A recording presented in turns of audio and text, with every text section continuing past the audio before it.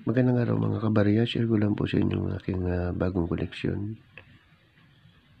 Ito po yung baryang ito. Hindi ko na rin masabi kung ito barya ng France.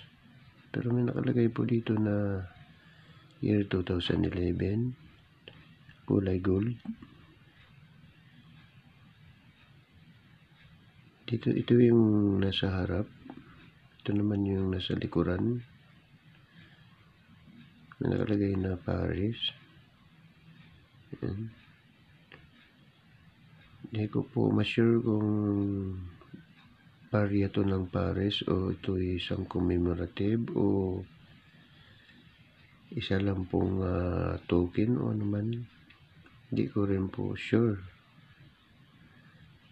So kung meron po kayong alam sa ganitong barya, paki-comments na lang po sa comment section ng aking channel para malaman ko po kung ito ay barya o isang token ng France. Ayan po.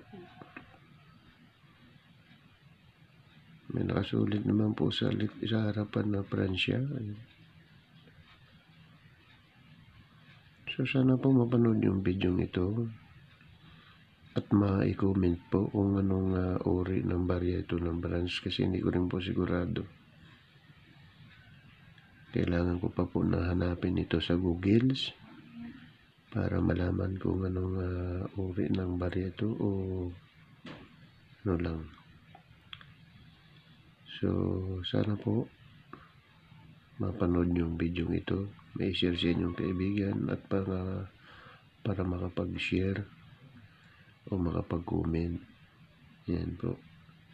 Para malaman natin kung ito po ay barya ng Paris, France o isang token lang. So sana po mapanood nyo pong video ito at huwag kalimutan mag-subscribe sa aking channel. Mag-comment po para malaman natin po kung anong barya ito sa mga nakakaalam po kung nakapag-abroad, nakapunta po ng France, ano? So, para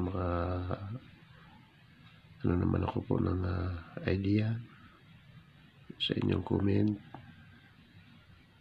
So, hindi ko po sigurado kung ito ay barya ng France. Ano po, no? So, sana po mapanood nyo ito para makapag-comments. Pero huwag kalimutan mag-subscribe sa aking channel. Marami pong salamat sa inyong lahat at sa inyong panonood. Hanggang dito na lang po ang video ito. Paalam na po sa inyo.